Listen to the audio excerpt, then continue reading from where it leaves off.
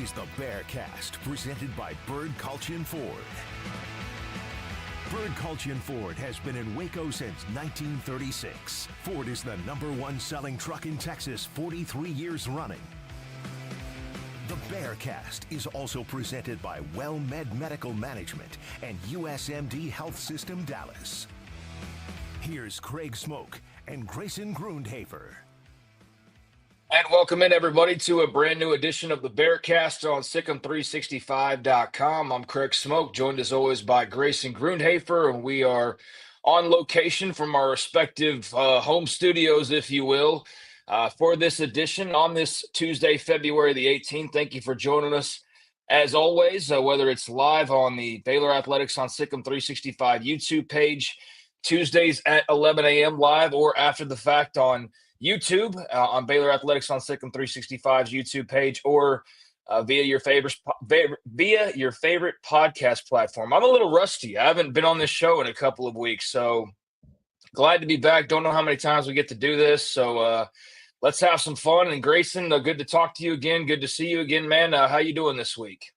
Doing good. This was a really busy week, especially weekend for me, just with the Under Armour camp and all the news and notes that came out from that for Baylor recruiting specifically. Also, basketball, right? I mean, kind of this up and down season for Baylor men's basketball, but a lot of fun on the women's side. So it's kind of been interesting to kind of watch those two teams as they kind of move forward in the season. But yeah, it's been a good week, productive week, and I think a week with some interesting storylines. Yeah, well, I guess let's start with men's basketball, since that was just so fresh and last night, and with it being kind of camp season and all that, we can, not worry about that being as pressing as hoops is right now, especially with that game last night, so fresh and so late. Like, it just happened. It just ended like 2 hours ago, it feels like, with that 9 o'clock tip off. But last night it was the Baylor men against Arizona, and 74-67. The Arizona Wildcats get the W, and so Baylor men now 16-10 on the year. And man, you talk about I think the last time I joined you, I was talking about basketball, and I think I said something along the lines of, this feels like a roller coaster, just up, down, up, down, up, down. You look at the schedule the last few weeks, that's exactly what it's been. It's been win, loss, win, loss, win, loss. So coming off of that win over West Virginia, they are not able to get win number 17. And so, Grayson, just what are your thoughts on what you saw last night, how it all unfolded, and just too little and not enough to try and get the job done against the Cats? You mentioned a roller coaster. That is exactly what this season has been. And I think in large part, what it's really come down to is when Baylor has faced good teams, they've really struggled. I mean, you look through their schedule, the teams that are really high quality teams, they've pretty much lost to all of them, with the exception of St. John's and Kansas, which was, a crazy comeback game. And the St. John's game was really close as well. So if you kind of take those games out of it, they've just really struggled against good teams. And you saw it again against Arizona. I mean, Arizona, by all accounts, is pretty much, according to Ken Pom, they're pretty squarely a top 15 team. You could even argue even higher than that. And so having to face them, and you don't have Josh O, and you're really struggling with kind of trying to figure out, how are you going to guard certain matchups? How are you going to rebound against certain matchups? How are you going to protect the rim against certain matchups? Those are all things that I think Baylor's still trying to figure out since losing Josh O. And I think it just brings you back to the offseason when you kind of looked at the roster and said, where's some clear holes on this team? They've all kind of come to fruition. When you look at not having any depth down low, not having a backup center, a true backup center, or a starting center if they would have gone that direction, and then not having a lot of length on the perimeter, not bringing in a guy like a Jalen Bridges, who I know Celestine comes in, but Celestine doesn't have the athleticism that Bridges had, especially rebounding and on the defensive end.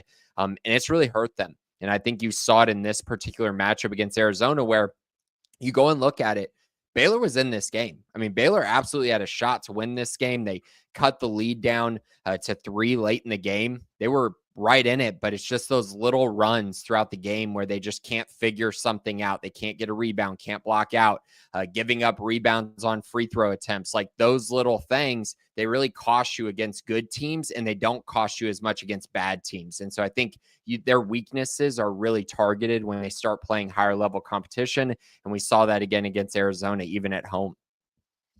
Yeah, we did, man.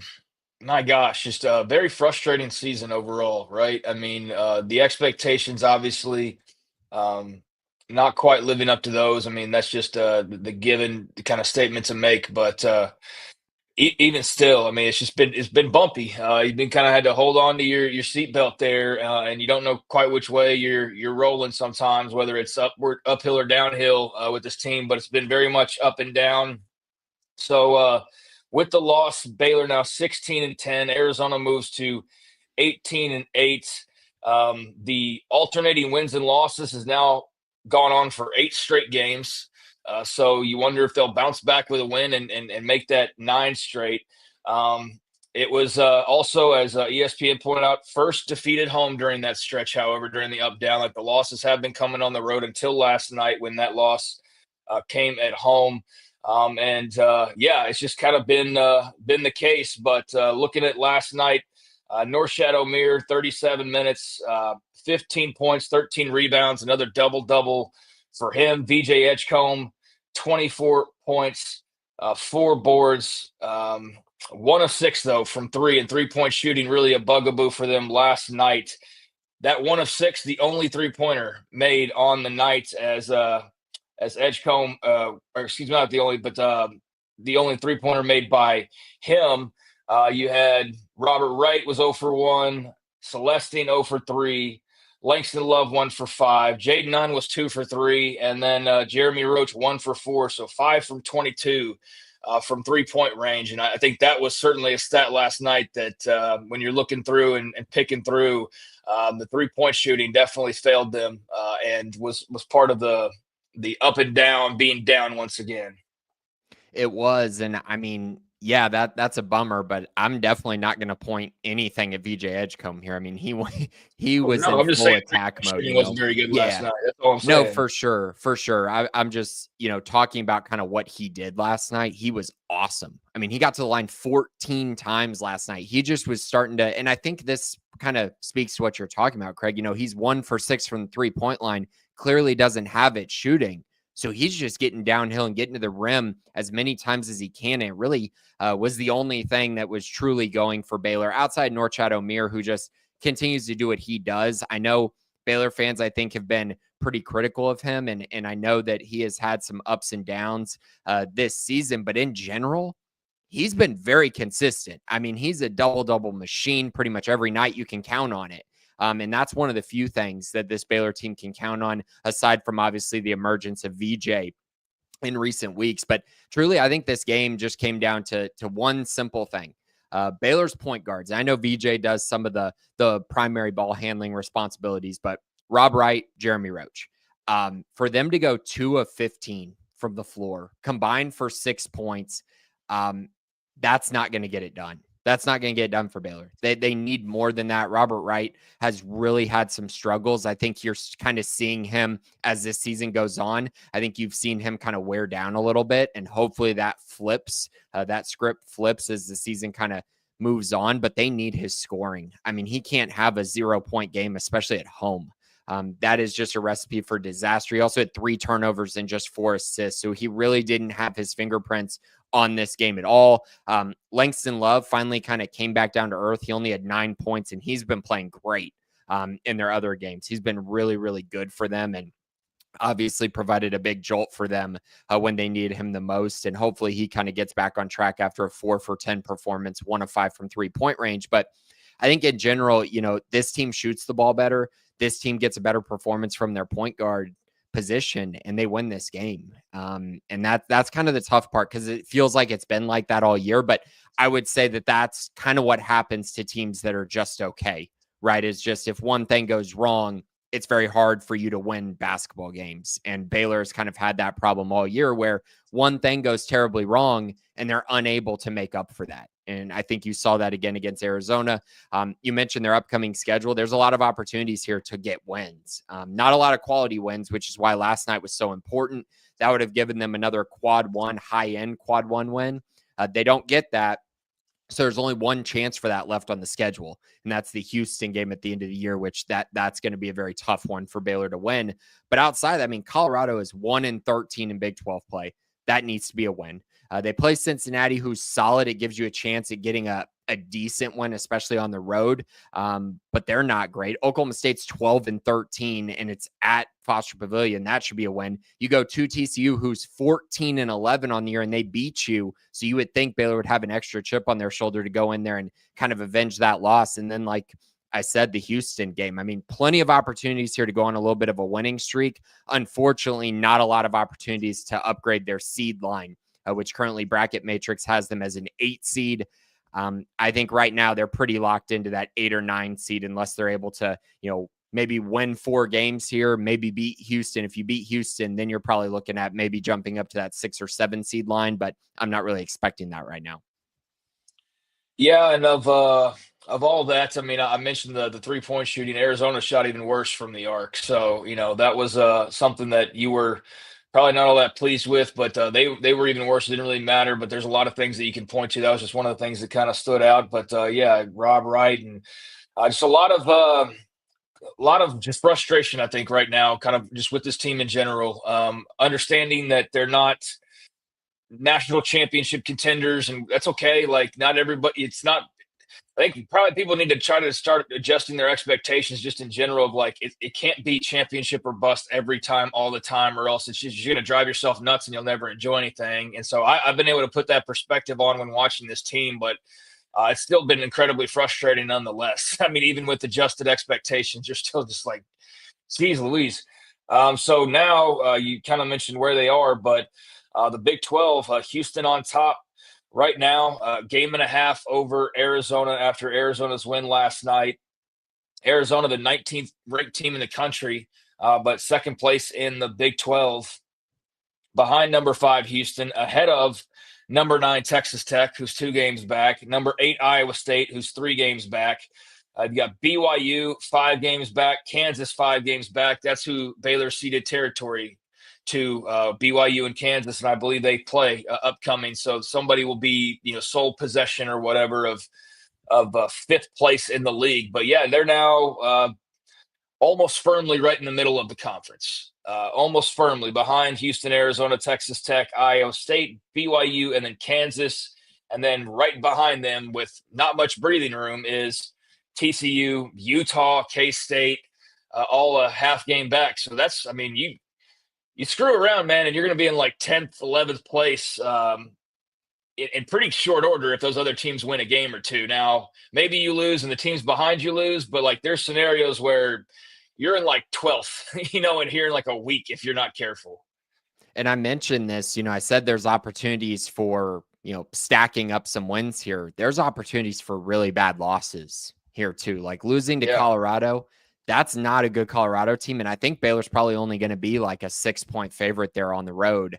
But that's not really a game you can lose. I mean, that can really hurt your tournament resume. I think they probably need to win 2 more games to secure a tournament berth. But again, you would hope that they can at least go 3-4 during this stretch. Or 3-1. Maybe you lose to Cincinnati, but the other 3, I just feel like you need to find a way to gut those games out and get a win, and then go into that Houston game with a little bit of confidence that, hey, maybe if everything goes right, maybe they can pull off an upset and find themselves in a much better position. But yeah, it's a dangerous time. It really is. Baylor's they're not on the bubble, but they are kind of at that point where you start messing around too much and you might find yourself in that play-in game range, or in that range where you're just maybe one of the last teams in.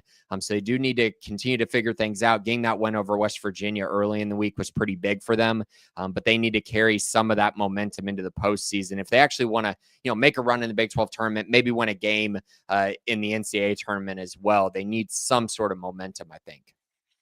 Yeah, I mean, since 2025 started, they've not had a streak of more than 2 games one way or the other. It's like we said, it's been up, down, but it's been loss, couple wins, couple losses, couple wins, and then since then lost W, lost W, lost W, lost W, and then last night lost. So Colorado on Saturday at 3:00, they're in Boulder, and then another road game the following Tuesday. So they'll be busy with road trips to Colorado and then to Cincinnati as you ran down back home for Oak State, and then back on the road against TCU, and then home against Houston. So yeah, definitely nothing guaranteed. These next 4 games, absolutely pivotal for this team and their seeding and just their outlook for the postseason. Obviously, there's the conference tournament coming up as well, but yeah, man, they're in a very interesting place right now. After last night, I mean, you didn't expect them to necessarily go and just grab the W against Arizona. Arizona's a very good team, but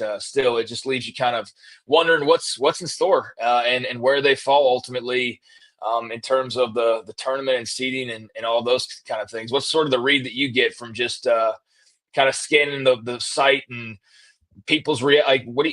How would you kind of summarize Baylor fans' reactions right now to this basketball team? Not good. Yeah, Baylor fans are clearly very disappointed. I think there's obviously some that are, I think, a little more realistic about kind of what's going on and just, that this is somewhat, one of those natural ebbs and flows, right? Where, you're going to have a down year every once in a while. But then, the other side of it is, a year ago, everyone was saying, oh, this is a basketball school. Clearly, like the football program's kind of on the back burner, right? This all in on basketball. And now that has changed a lot because the football team had such a good season and basketball's still good, obviously. And I think people are overreacting a little bit to this. But I do think this is what happens when you start winning at such a high level, that the expectation is you need to be winning at that high level every single year. And to be honest, that doesn't happen very often. I mean, look at Kentucky. I mean, Kentucky has had their just problems, especially in the NCAA tournament, and that's a blue blood school. Like these things do happen. I think the disappointing part really for a lot of Baylor fans is the expectations coming into this year, getting 2 guys who are really good in the ACC, bringing in, an amazing one and done prospect in BJ Edgecombe. You're kind of anticipating that this team's going to be a Big 12 title contender and potentially a Final Four contender. And they are definitely not that. And I think that's kind of the overwhelming sentiment. I think for me, watching this team and just taking away the positives from it, it's really, one of those things where you watch VJ Edgecombe and it's just a frustrating thing when you think about if he was on the previous couple teams, how good they would have been. Because right now he is playing at such a high level, but this team just is not consistent enough to really do anything with that. So feels like a little bit of a wasted season for him, and his draft stock keeps going up and up. I mean, he's going to be a top 4 pick. It seems like at least top 5, maybe even higher than that when the NBA draft comes around. So that's been my kind of biggest disappointment. I think going into the offseason, though, I'm really curious about roster construction and how they decide to make the changes, right? Make the necessary changes to make sure this type of season doesn't happen again. And I think that's going to come from a place of maybe finding more depth instead of spending on guys who have just, produced at a really high level at the Power 4 level, if that makes sense. Going out and maybe finding 2 or 3 guys instead of just bringing in 1 guy to make sure you have the depth necessary to compete long-term and compete even if you have injuries or guys not playing well. Yeah, I remember when Jeremy Roach committed, it felt like it was hang the banner time, right? And that's not been quite the case at all. And, it's interesting you comment about the roster. The complaint that I've seen, and just curious your thoughts on it, but the one and dones, like as soon as you start losing games, it's like we got to get back to the 4-year, like grind it out guy, which I'm like, that I don't know how realistic that part of it is either. But everybody's dipping in the portal to fill holes or to put themselves over the top.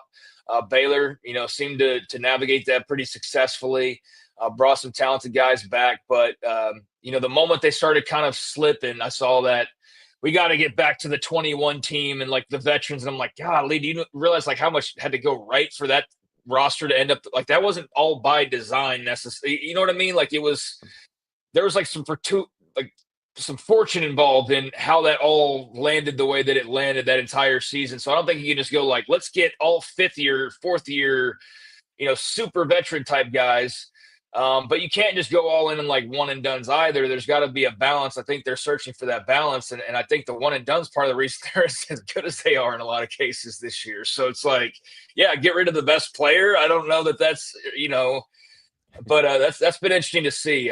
You want to put guys in the pros, and they're doing that successfully at the highest level they've ever done that. But how do you feel on the roster construction part of it? Are one and done's bad now, and you've got to get old guys, or just where do you sort of fall on that?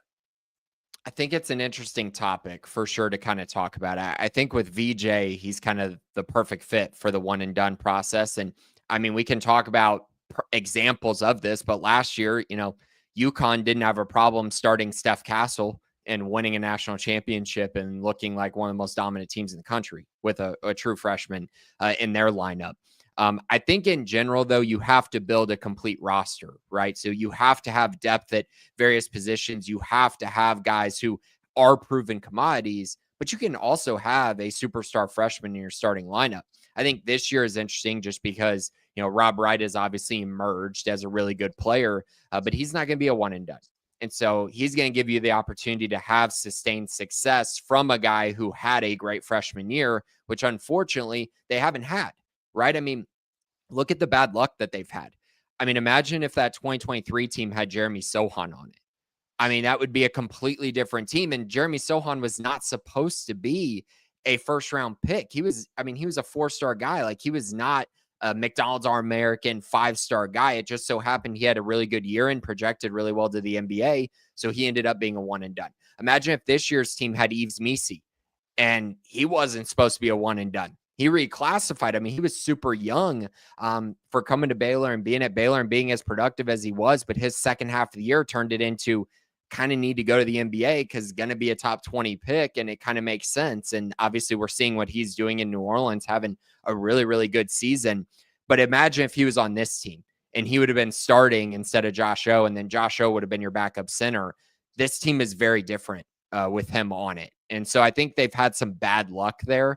And I don't think you can put bad luck on the coaches. That's actually just them evaluating the talent extremely well and then just getting unlucky because a guy just happens to have a great season and leave early. So there is a balance to it. I think all that to say is you have to have that balance, right? You need guys who stay a little bit longer, who are in the program for a while. And then you need transfer guys who come in and really elevate the team, right? As more proven commodities that you can bring in and fill specific needs, specific roles on the roster, such as rebounding, defense, 3-point shooting, ball handling, all those things. They really need to be able to kind of attack it in that way. But I think you can build that even with true freshmen. I think that's happened many of times in college basketball. So I don't think it's anything new. I mean, look at the best team in the country right now, Duke. I mean, they're built basically just on freshmen with a few transfer guys. We'll see if they win the championship, but I have a pretty good feeling that they're going to make a pretty nice run in March.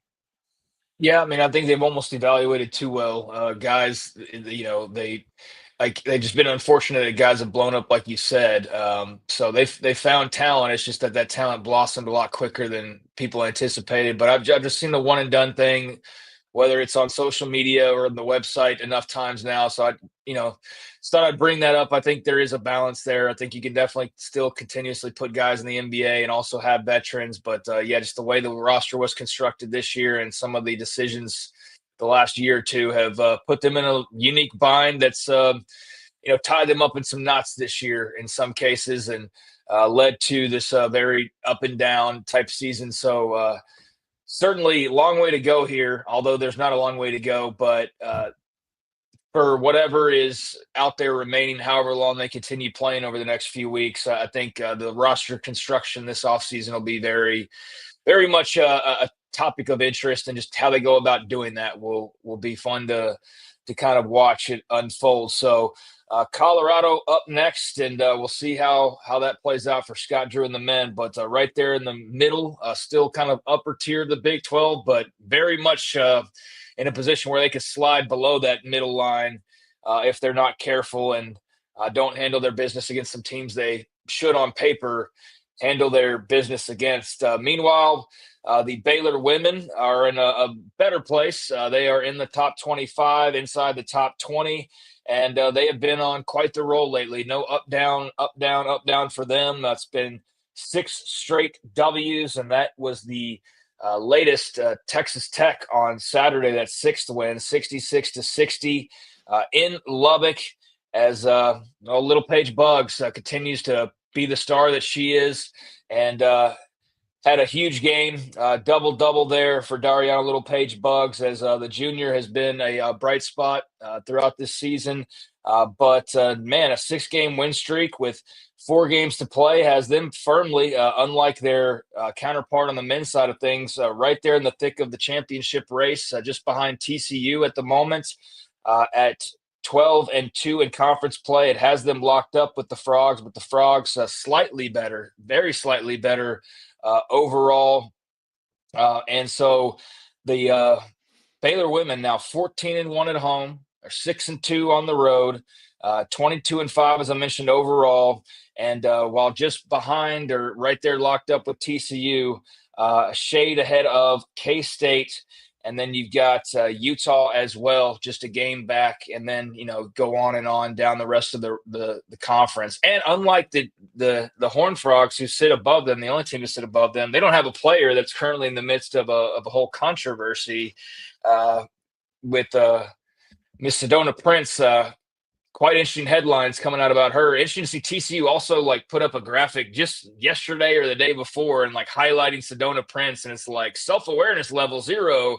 If you've been reading the news, it's I know what this looks like when the shoe's on the other foot. I know how loud TCU fans are, but man, it's don't look over here, or even if you do, we're just gonna embrace it, I guess, and we'll put her on our graphic. That whole situation's wild. Not trying to really walk in the mud there, but something to definitely kind of just side eye. And TCU would be side eyeing pretty heavily if the shoe was on the other foot. So we'll see where that takes them ultimately. But yeah, TCU, Baylor right there at the top of the women's standings. Nikki Collins got a team that's fun and competitive and playing good basketball right now. Towards the end of January, Baylor had that stretch where they had to face the number 1 team in the country in UCLA, and competed for about 3 quarters before UCLA pulled away. They ended up losing by 15 there. And then Baylor had to face TCU later that week and went on the road to Fort Worth and lost by 5 points in what was a really good game. Since that point, they have not lost. I think those games really prepared them for this backstretch of the schedule. And unlike the men, who have kind of this softer schedule coming up towards the end of the year, aside from the Houston game, the women's team has opportunities here against some pretty good teams. I mean, Colorado is 17-8. That's up next. Iowa State's 18-9. Then they got the gauntlet to end the year. They go to Kansas State, who's 24-4, kind of squarely in that Big 12 championship hunt. And then, of course, TCU at the end of the year in Foster Pavilion at the beginning of March. So really interesting and fun final slate here for this women's team, who seems to be peaking at the right time. And they have a chance here. I mean, they went out. They're going to be the outright Big 12 champs if they're able to do that. We'll see if they're able to. I think that's probably a tough ask. But if they go 3-1, they're giving themselves a great chance to at least get a share of the Big 12 title. Been really fun to watch them. Nikki Collins has really turned the tide this season, and what was a good start to the year, kind of a little bit of a lull in the middle, and then a really nice finish so far. Now it's just about, how high can this go, right? Can you win the Big 12 championship? Can you carry some momentum in the Big 12 tournament? And can you move up a seed level and potentially find yourself, maybe in a 3-seed line or maybe in a 2-seed line if things really go your way against TCU and Kansas State? That would be huge, because as we know, you really want to get one of those higher seeds, because in women's basketball, there's a lot of opportunities as a high seed to face some very favorable matchups early on in the NCAA tournament, which could allow them to maybe advance further than they have under Nikki Collins ever, which would be really cool. Yeah, I mean, I think that's what you're looking for, is them to go a little deeper in the tournament this year, right? That's the hope. I mean, that's the hope of everybody. But I think just in terms of the climb, they've made steady progress, and I think you feel like you've got the right coach, that she's got some good talent, and she's a good coach. She knows what she's doing in terms of X's and O's and things like that. And I think it's a good group that's been a lot of fun to watch. And so, yeah, right there in the thick of things as we get into the final few weeks, and what can they carve out here over this stretch into March, and then in March, I think you're excited about the possibilities. I don't know about national championship, right? When you look at the teams at the top of the country right now, I mean, there's just kind of a different ball game being played there. But getting in the tournament, winning the Big 12, I mean, winning the regular season, winning the Big 12 tournament, that's all still right there in front of them, as you mentioned. And then, making a run of some sort in the big tourney, all that's there for them. I think, barring some insanely magical run, like I don't think they have the horses to go all the way to the end, like a South Carolina or, really a lot of UCLA. the SEC teams or Yeah. UCLA out west in the Big Ten. But yeah, that's kind of the college sports landscape nowadays anyways, right? It's like Arizona State, like they could go do some damage and make a bit of a run, but they're probably not going to beat Texas and Georgia and Ohio, and do all of that. But maybe in a different year, they can certainly though make a lot of noise and go deep and cause some issues for others and make some cool things happen. So everything's in front of them right now is the point. And that's an exciting place to be. And I think if you're them, to have destiny in your control, because as we see with the men, that's not always the case. And you'd much rather have control than not have it, especially as we get late in the season. So that's what's in front of them. And that's exciting, especially with TCU kind of being that one team they're tangling with them for the top spot right now.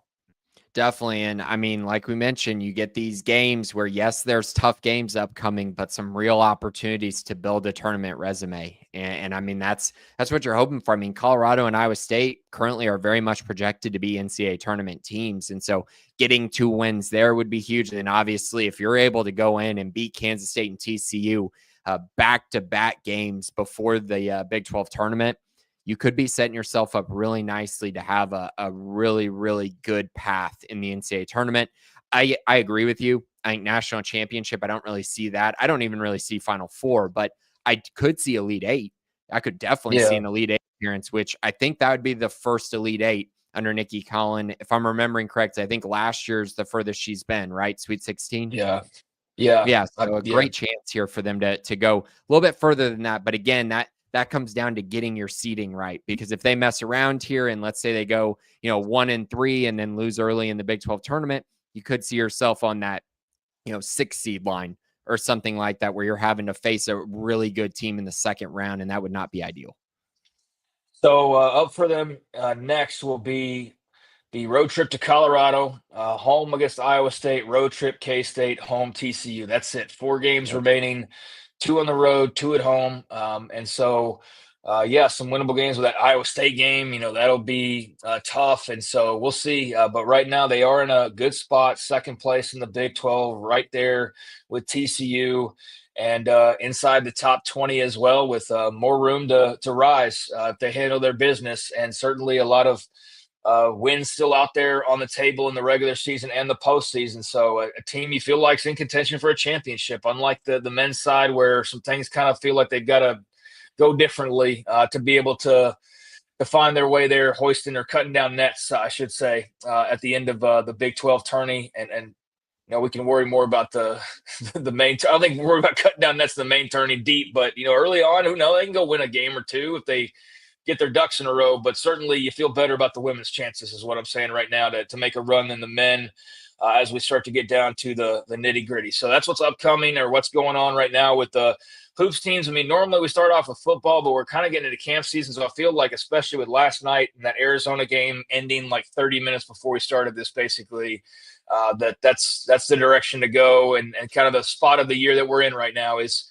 basketball taking front and center as they deserve to around springtime. But speaking of springtime, I'm sure at any point we're going to hear about Baylor spring football practices and when those are going to open up. And I mean, we're in mid-February, so that ought to be coming really at any time now. So that will be here before you know it. And Grayson, going on now is the recruiting part of things. So visits, and I know there's just a whole minutia of recruiting going on right now. So sort of where are we in terms of the focus, the storylines, the news that people need to know that aren't on our boards digesting at the moment that it's published? But, just kind of where would you frame Baylor football here in the middle of February?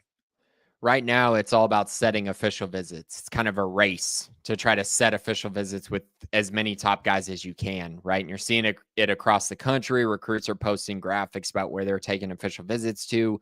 Behind the scenes, guys are trying to figure out official visit dates and what schools they want to go to and trying to balance out a schedule, which has been really interesting to watch because every year you have a couple programs who are having a random official visit in April. You have a couple who are having it in May. Baylor pretty much always has it the first 3 weeks in June. That's kind of been their bread and butter. Maybe they'll have a random one in May or in April, but in general, that's kind of been what they've done. And so you have to balance the schedules out with your top prospects. On Sunday, I got to go watch 4 of the 5 commits for Baylor football, the guys who are currently committed. And that was a lot of fun. They were at Under Armour camp. The only one who wasn't there was London Smith, who is in the middle of a big basketball run at university. They're still alive in the playoffs right now. So he was unable to make it, but I got to go see the other guys, which was fun, getting kind of a close eye and watch them. Jamarian Vincent, the Connolly cornerback, had a great day, was a top 10 performer in my eyes. I think On3 had him as a top 10 performer as well. He was terrific. Rylan Morris, the running back out of Honey Grove, 4-star prospect, another guy who just was so fun to watch. I mean, you put him in these drills where he's running routes against linebackers. It's just not really fair. He had a moment where in one-on-ones, he had 5 straight touchdowns, which obviously, they're playing with a 35-yard field and he's just running by people for touchdowns every single time, basically. So that was a lot of fun. Quinn Murphy was there, threw the ball well in what was a loaded quarterback group. So some really nice competition, I think, for him. And he really showed, again, why he is just completely underranked. And so hopefully that's able to turn now that camp season is here. Outside of that, I think just in general, right now, Baylor's in an amazing spot with just the quality of guys that are committing to take official visits to Baylor. Bunch of 4-star prospects. I think some of the more notable ones that popped out on Sunday, I've mentioned on the website, at least, Carthage running back KJ Edwards. He's a top 100 prospect, 4-star running back. He's going to take an official visit to Baylor. Keenan Hall has really turned to him since Davis Penn decommitted, and KJ has been a focal point for this Baylor staff, and it's paid off. He's going to take an official visit. He's got an August 2nd commitment date as well. Some of the other schools he mentioned were A&M, SMU, Clemson, Tennessee, Georgia. I think just framing that in regards to those schools that I mentioned, a lot of those schools are the schools that you're going to hear from the other recruits, right? So it's telling you the kind of battles that Baylor's in right now. When you just kind of look through some of the guys that they have visiting, some of the battles that they're going head to head with, A&M, Georgia's been mentioned a few times, Ohio State, Michigan, Penn State, Notre Dame, LSU, Arkansas, Clemson. I mean, just a lot of really good schools. Some of these guys are going to visit, but they're also coming to Baylor, which again speaks to the relationships that Baylor has built throughout this process. I mentioned KJ Edwards, his teammate, DeQuivs Beck, is also going to take an official visit to Baylor. He's a 4-star linebacker there, also out of Carthage. Really good prospect, fits the mold. Jamar Chaney is rolling when it comes to linebacker recruiting. As we've seen with him, we've seen it with Jamarian Phillips out of South Oak Cliff, who is also taking an official visit, and a few other guys too. When you look at Shad Tootle, who's out of Alabama, he's a current Auburn commit. He's going to take an official visit. Kosi Akpala, another linebacker, taking an official visit. I mean, this is just, again, it's pretty unprecedented. That's the kind of group that they're going to have in visiting. We'll see kind of how this plays out. And as things progress, how many guys get added to the official visit list, how many guys change their dates, how many guys end up maybe not taking one. But right now, I mean, I have about 20 names listed, and I would say probably a little more than half of them are 4-star prospects, which again, that speaks to the kind of quality that Baylor's recruiting right now. It was a big day on Sunday, a lot of notes, a lot of news. If you want more insight, I have a ton on the website. Basically, every top recruit their official visit lists and obviously them kind of cementing an official visit to Baylor. So it's been a really fun weekend, lots of news, lots of storylines, and something that we're going to be able to cover throughout the next few weeks as Baylor kind of tries to figure out, how many guys are they going to take at positions? How many guys are they going to bring in on official visits? Who are the priority guys? Things like that. I think we're going to find out even more information about that. But after Sunday, I think Baylor fans should feel like, this staff is in a really good place when it comes to recruiting. And now it really just comes down to if Baylor can win a lot of games this fall, I think this recruiting class might end up being the best recruiting class of all time in Baylor history from a rankings perspective. Really, that high, huh? I mean, you're looking at going back to. I mean, what is the previous high at this point? Is it back in Browse, like towards the end there? I don't even recall at this point. I know Rule started flirting with it a little bit, and it depends on your website because 2018 will have Baylor as a 25, number 25, which was Rule's class there. If you go look at, Bryles had like 3 in a row that were basically like 22, 23, 24, 25 when they were really rolling. I want to say that was 14 or 13, 14, 15. I want to say. So it's never been higher than like 24. Yeah, I think it's 24 is the specific number. And I think this Baylor class has a chance to be inside that, maybe even inside the top 20. We'll see if the rankings, do them any favors, because that's obviously a big part of this is, you can land a guy who's a 4-star recruit, but then if 247 or Rivals decides to drop them, that drastically impacts your team recruiting rankings. But in general, I think the quality that Baylor's recruiting right now is even better than it was last year, just from a depth perspective. They brought in a lot of really good guys last year. Obviously, it was a great recruiting class, but I think this one could be another level up from that. In regards to Quinn, like I don't really get caught up in the grades anymore. Like I remember there was a time where I cared what Rivals had to say. I haven't cared, I mean, like respectfully, but like I haven't cared about Rivals rating in like 5 years, dude. Like, I mean, it's clearly the number 3 at best in terms of the kind of like what you pay attention to first, I think at this point. But, shout out to people there. No offense at all, but, On3 has put like billions of dollars behind their brand, and it's just like this social media machine and everything. So they get a lot of the attention. And 247's, been around so long now at this point. But have you talked to anybody to kind of like, why is this guy not getting more attention? I mean, have you gotten any explanation, or not even him, but just when you see outliers or like sort of oddities that don't make a lot of sense, do you ever get like any sort of a rational reasoning as to why, or is it just, they leave it blank so that there's room for people to run with the conspiracy theories and feel like, oh, well, if he played here, it'd be different. And, it happens often enough where that's not just a joke. It's like, no, really, is there something to this? But I don't know. How do you feel on that? Because sometimes it just doesn't seem to make a whole lot of sense. I think there's a lot of inconsistencies and this kind of approach that is put on a Baylor program, but not put on other programs at times. So, some of the things I've heard, Taz Williams gets hurt this year, doesn't play for a lot of the season, so he gets a rankings downgrade. Okay, I can understand that, right? He doesn't play his senior year. Michael Turner kind of the same way. Okay, I guess I can understand that. But then you also hear the approach of, oh, it's about, are you an NFL talent? But then it's like, okay, well, so he was an NFL talent before he got hurt, so why wouldn't he be after? We've seen so many advances in, an ACL injury or a meniscus injury. Guys come back from that. So why is that so heavily used against a Baylor prospect? That's one of the things I've heard. Oh, production-wise, this guy didn't have as good of a season his senior year. But then I go look around and I'm like, okay, well, so now we're going to talk about production. Well, then why is Edward Griffin not way higher ranked? I mean, the guy just destroyed everyone at Coppell, had an amazing season with not a ton of talent around him. And so then then you'll get the other side, right? So Edward Griffin has this great year, puts up numbers. Oh, but he's not an NFL quarterback in the eyes of a lot of people. So he gets a rankings downgrade. So it's just, again, that's one of those things, right? So it's just, oh, you just get to pick and choose what you're going to use on various prospects to then go ahead and come up with a ranking. I understand some of it to an extent, But I also don't understand when you look at a guy like Quinn Murphy, who is 6'3", all of 6'3", so you can't use the height against him. So, NFL quarterback, if you want to say you need to be 6'2" or taller, okay, you can't use that against him. He's put up huge numbers, so the production is there. So the only thing that could possibly be used against him is that he plays at a private school.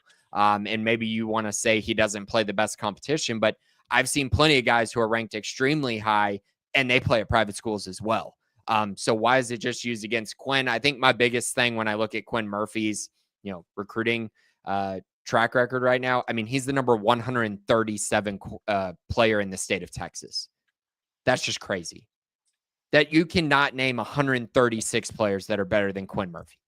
And I guarantee you, if you want to look at offer lists or something like that, he's got 25 offers. So there's probably some guys ranked ahead of him that have 1 or 2 offers, but you're just kind of, but I like them more, or they give me more information, or whatever it may be, which I think is kind of the sad part about the whole thing. So Quinn is one that I'm definitely having a struggle with. There's been other cases. The most egregious of all time was Jaden Porter, who was a 4-star prospect, pretty much from his sophomore year on.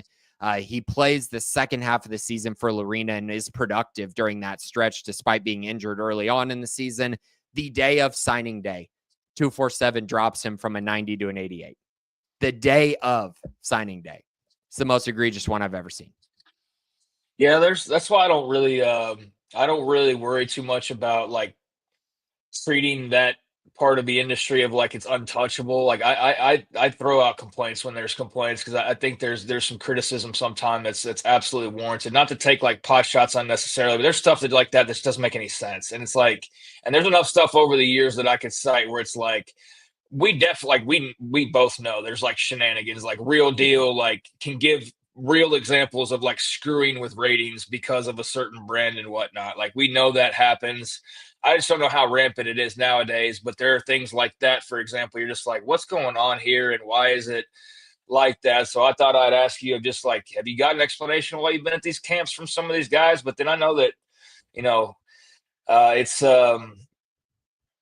different strokes for different folks. People that have their agendas, or they're different tastes, I guess. I'm not going to make it out like everybody who negates a prospect is, nefarious in doing it. They may just have different attributes they like better, but there's sometimes where it just doesn't make any sense. And so just curious of kind of where you were kind of hearing the views coming from on Quinn Murphy, and you gave some other examples there as well. But I think that's always something you'll battle uphill against if you're a Baylor. Not to make everything to be like you're David versus Goliath and it's always the victim kind of a thing, but there are definitely parts of being a smaller school or being a small school or a Big 12 school where you just don't get that benefit of the doubt. And those things matter in the long run, like maybe not to a huge extent, but they can like create or halt, potentially good momentum, because you knock a guy and so you don't get a higher ranked class. And then, it all adds up. All little things add up over time. Right. So,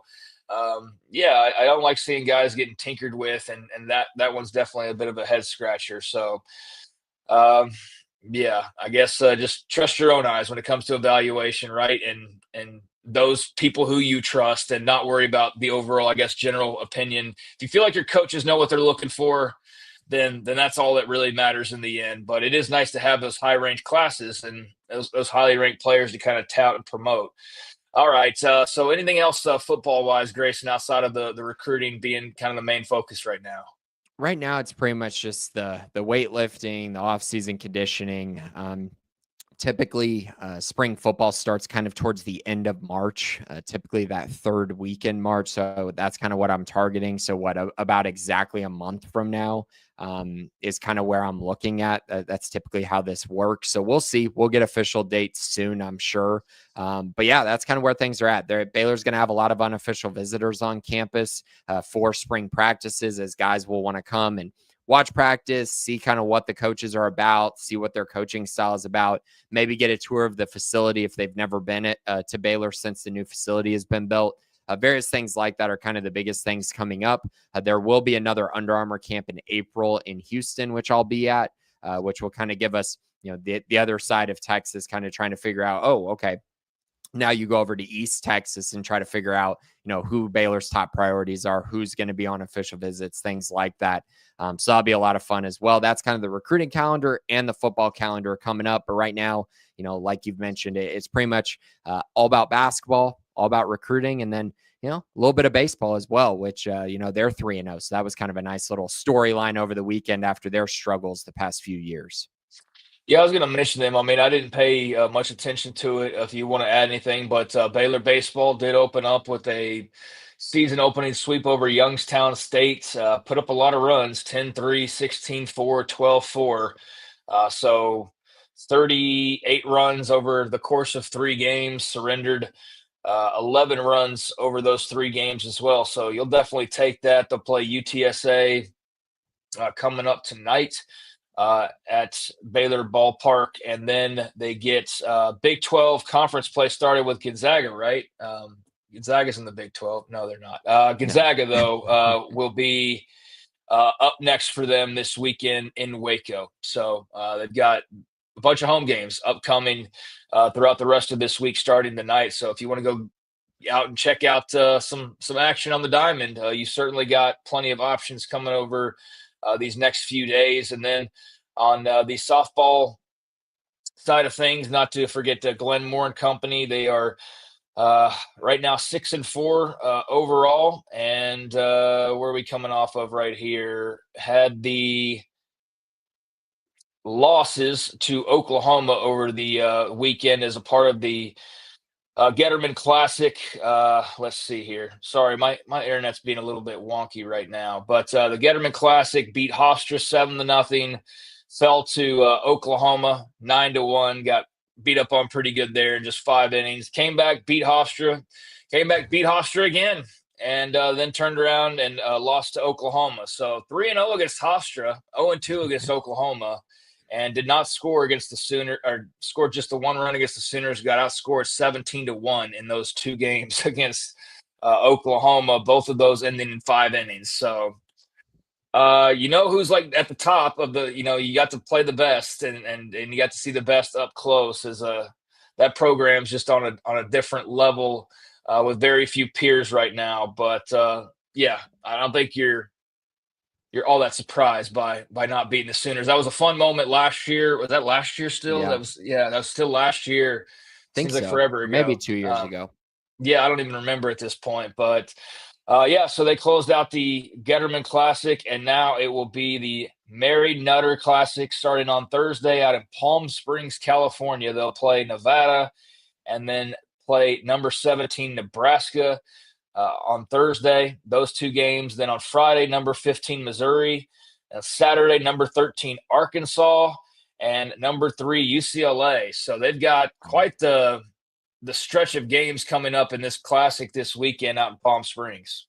That'll be a lot of fun, a nice little vacation trip for the softball team, and lots of good matchups. I think we'll find out truly who they are probably this weekend. I mean, I'm not going to take much away from losses to Oklahoma at this point. Oklahoma in softball is a juggernaut, but going in facing 4 more ranked teams, kind of getting to figure out kind of where you are in the pecking order, I think is really advantageous, and will give us some insight as far as the baseball team goes.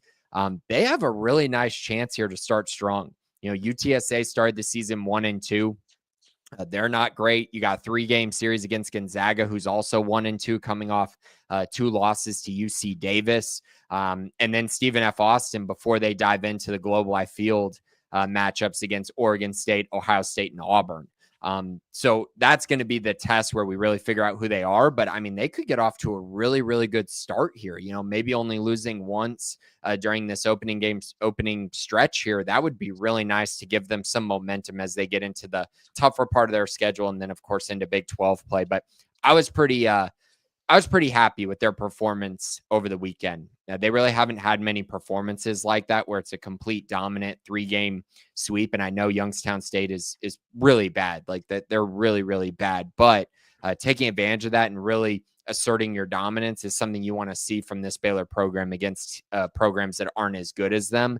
So I'm kind of looking forward to seeing if they can keep that momentum against some of these other teams that I don't feel like are as good as they are. Yeah, so Diamond Sports in full swing, and baseball with a nice start. Softball taking some lumps against the elites, but plenty of opportunities coming up this weekend to pick up some top 25 marquee wins. Got nearly a handful of opportunities to do that this weekend. So we'll see what they're able to come back home with after the trip to Palm Springs. But did want to make mention of the Diamond Sports all fully underway now at this stage. So that's where we are. Basketball in the spotlight right now. Men with a tough loss to Arizona. Women cruising along. Football just recruiting, awaiting a date for the start of spring drills, which should be coming down really, you would think, at any point. And then the Diamond Sports ongoing during their early tournament kind of phase of the season, and just playing some random sort of teams like Gonzaga. If you want to go check out Gonzaga baseball, got an opportunity this weekend out at Baylor Ballpark. So busy time, and I know it's been weird with just the calendar here late. So I didn't get to talk about the schedule that dropped, and we don't have time to do it here. But felt like it was a favorable schedule. I mean, maybe we have a whole off season to discuss and break down and do all that, but definitely very entertaining non-con. They could get very ugly, or it could be like awesome, depending on how their couple big matchups with Auburn and SMU go. And then obviously I think the Big 12 schedule, you can navigate that. I think you feel pretty okay about what you're able to do there. So a lot will just kind of depend, kind of like last year, on how you feel coming out of the non-con. But maybe because of last year going the way that it did, you don't panic if they do stumble a little bit, especially knowing who they're playing early on. But that's also something that's just kind of come and gone over the past couple of weeks as well. So, man, a lot of stuff still swirling out there. Let's get into the mailbag to close it out this week, and only have a couple questions to get to. But Brian Etheridge will start us off. Shout out to Brian. What pictures does Celestine have of a coaching staff member to basically play at quarter speed on offense and 1/8 speed on defense when he's hustling? I mean, I think that it's just a combination of they don't have any depth. I mean, what are you going to do? You have to play him quite a bit just because of his size. He at least gives them some sort of size on the court. It's a tough situation. I think Celestine is more of a role player and was supposed to be more of a role player. But this year, he's kind of being thrust into this role where they really need him to rebound. They need him to play really good defense. They need him to actually somewhat protect the rim. And these are things that he's not very good at. And so you're asking him to do things that's not really his game. And unfortunately, when you don't have the depth to back up Josh O, now you're forced to play him at power forward a ton. And that's just, again, not great. Not great when you don't have a really good defensive center next to him to kind of clean up some of those problems. He's had his problems. I also think he's a really good shooter, and he's someone that you kind of would want in the program for a couple years because he could be back next year to the point where maybe he's coming off the bench and just giving you a game, a few games here and there where he's hitting, 4 or 5 threes. Yeah, exactly. I mean, he's got some games like that in him. The problem is the role that he's being asked to kind of fulfill is not what he's good at. And I think that's the biggest problem going on with him right now. Yeah, there's some pieces that just don't quite fit all the way. Like the puzzle's not quite what you thought, or like there's a piece missing that affects the rest of it. And it's just kind of, it's why you got a Scott Drew, and you just have faith in Drew that he'll be able to navigate this better than just about anybody else would be able to, and take it as high as they can go. But yeah, it's a combination of factors, and that depth certainly plays into the question asked there. Lomer Superfan, thank you, Brian. If you had to bet on it, would you bet on the Baylor men bouncing back next year and being a top 15 team? Is this year a bad blip or a concerning trend? I am of the belief that it's a bad blip. I think the team that I'm envisioning them bringing back next year, which again, a lot of things can change, but if Rob Wright comes back, you bring in Tunde, who's their freshman, who's a McDonald's All-American. Maybe you're bringing back Asamoah. We'll see. He hasn't played a lot this year, but again, could be a guy that maybe you actually get to develop within the program. That'd be kind of nice. Celestine, a second-year guy. Maybe, again, he's kind of on the roster and playing pretty well. You're going to have to find another center because I don't think you can trust that Josh O is just going to be 100% to start next season. I think you have to go find a center, maybe even 2 centers. And then you need to find wing players who are quality and good and have been around for a while. They have some roster turnover, but I do think in general there's some good parts. I would also, I'd like it if Langston Love came back. I think he's played really well over these last few weeks, but I also think that if you do bring him back, you can't just count on him to play the whole season. You have to have another guy who you feel good with being the starting guy. And then, of course, the transfer from Tennessee will also be there as well. So there's some good pieces. I see a team that's going to be longer, better on the defensive side. But a lot of this is going to come down to how does Scott Drew attack the transfer portal? What kind of guys does he bring in? And those questions are kind of unknown right now. But I will say, I still trust this staff. I trust Scott Drew. I do think they'll be a top 15 team next year. Yeah, I don't think it's a really concerning trend. I mean, I think you do kind of look at the postseason. You kind of depend on what happens this year, and you go like, all right, this is sort of turning into a trend. But I don't think you're sounding alarm bells. I mean, this is just a team that's, we've laid it out a couple times now, and I know the site has laid out all of your thoughts on where they are. It's just it's a tough stretch. It's not quite what you expected. There's still a lot in front of them. They're not going to win a natty this year. I hate to break it to you, but that's probably off the table, but they can still make a lot of noise. And you have to be realistic about how much noise they can make, but there's still some good moments I feel like out there waiting. But yeah, it's been frustrating. I think we need a little bit more to call it a trend. But as far as the postseason goes, depending on how that goes in a month or so, like you can start to kind of look there and go, wait, there's some early exits that are kind of piling up here, But we'll have to wait to get there. The upsets are the ones that are a little bit kind of you have your eye kind of looking at it, right? When you're losing to these teams that are a lot, you're losing to an 8 seed or you're losing to a 6 seed or you're losing these games that keep you from getting to the Sweet 16 to opponents that aren't as good as you. And that's been a reoccurring theme. And that is definitely something that needs to change this year, though. When they play in the second round, they're going to be facing a team that is probably going to be far better than them.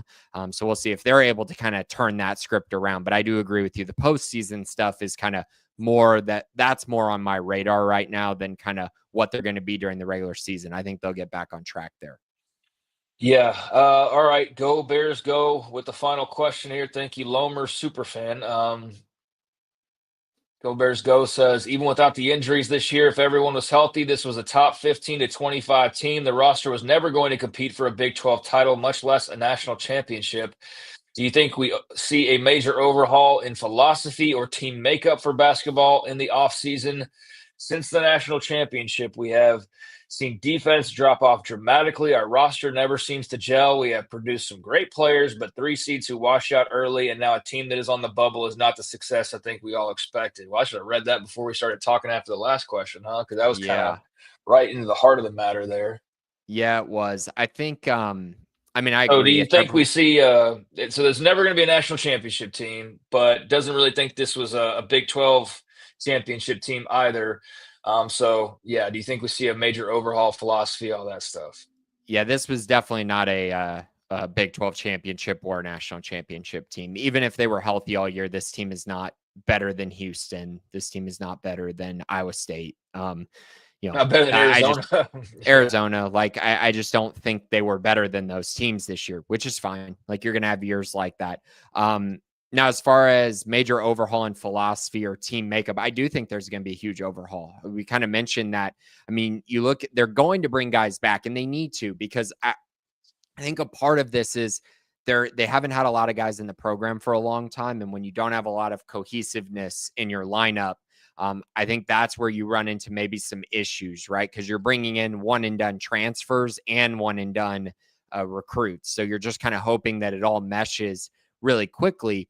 That's why I think getting a guy like Cam Carr from Tennessee and being able to kind of develop him over these next few months with him being on campus already, I think that's a very nice thing there. I think Rob Wright coming back next year, hopefully that happens. They really need that to happen. And if it does, that's great. I think that's why, that's why I'm intrigued by Langston Love coming back. Even though you have to have a guy who is his de facto replacement or backup on the team as well. I still would like him to come back for veteran experience, cohesiveness. Celestine kind of fits that as well, as long as he's coming off the bench in a bench role. Just being kind of your 7th or 8th man. And then they need to go get longer, get more athletic, get some wing guys who are long, like a Tunde, but getting an older guy who's like that, getting a couple big centers who can rebound and actually protect the rim and force guards to take really tough shots when they get into the paint.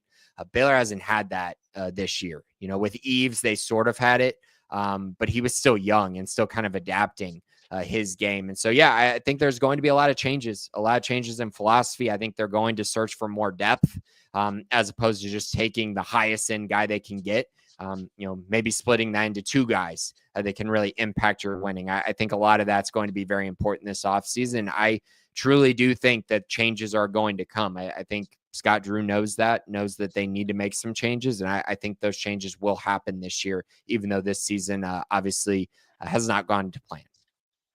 But first, they got to close out this season, right? So, hope they can win as many as possible and make some noise. But yeah, it's definitely a type of season where you have a lot of people already starting to look at it the next season. We've seen that with football plenty of times. We've seen that with all sorts of sports. But yeah, still got a little bit of a ways to go. So we'll see what happens ultimately. But I do think there's probably going to be a little bit of a change in some approaches, perhaps. And look, Dave Aranda's done that, and anybody who's hit a little bit of a slide, you have to eventually go after a year or two. Go, okay, what's going on here? So I'm sure that Scott Drew and staff are busy at work on juggling that and preparing for that as much as they are also preparing for the rest of this stretch. I mean, they still got a bunch of games to play, so. We'll see what's in store for, all these teams, baseball, softball, but basketball definitely in the spotlight right now. Good groove for the women, up and down roller coaster, rocky ride as of last night for the men. Where are we next week talking about these 2 teams? We'll find out over the coming days, and whatever else occurs, whether it's a football commit or new offers or what have you, all of that can be talked about all the time, 24/7, every day over on Sikkim365.com, especially inside that premium section. Of course, each Tuesday here with us as well. But Grayson, anything before we head on out the door here? Just be sure to check out Sikkim 365, the premium site. I got all kinds of information from the recruiting perspective. If you want to stay up to date on who Baylor is in a battle for, the teams that Baylor's battling against, what kind of 4-star guys are going to be on campus, be sure to check that out. Of course, be sure to check out 365 Sports Radio. Be sure to check out all the writing from Levi and Jack on the website for basketball and baseball, women's basketball as well. We have it all covered. So yeah, be sure to just check it out. I think you'll enjoy it. All right, that'll do it for us this week. Garrett Ross behind the scenes as well. Appreciate him and doing everything to get us on the air and make sure the broadcast looks good and is getting to the people. So thank you for all you're doing, and thank you to everybody out there for reading, listening, watching, however you digest the Sikkim 365 content or this podcast. We appreciate it. So if you would, hit that like or subscribe button if you're on YouTube, and 5-star rating if you're somewhere else. That whole shtick, I feel like I got to say it sometimes. So there you go with that. But until next time, I'm Craig Smoak for Grayson Grundhoefer and Garrett Ross. This has been the Bearcast on Sikkim365.com.